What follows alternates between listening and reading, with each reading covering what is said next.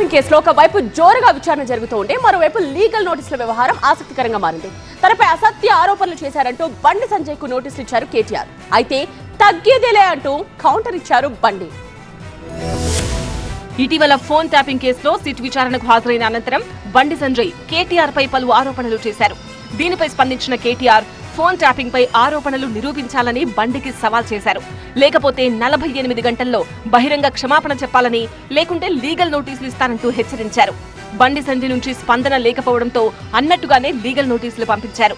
Phone tapping కేసులో అసత్యాలు మాట్లాడారని, కేంద్ర మంత్రిగా ఉండి కూడా బాధ్యతారహితంగా మాట్లాడారని నోటీసుల్లో ఆరోపించారు కేటీఆర్.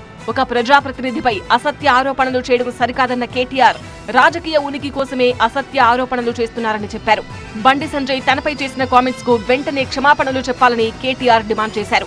భవిష్యత్తులోనూ అసత్య ఆరోపణలు చేయకుండా ఉండాలని, లేకుంటే క్రిమినల్ చర్యలకు బండి సంజయ్ బాధ్యులవుతారని హెచ్చరించారు. కేటీఆర్ లీగల్ నోటీసులపై ఎక్స్ లో స్పందించారు బండి సంజయ్.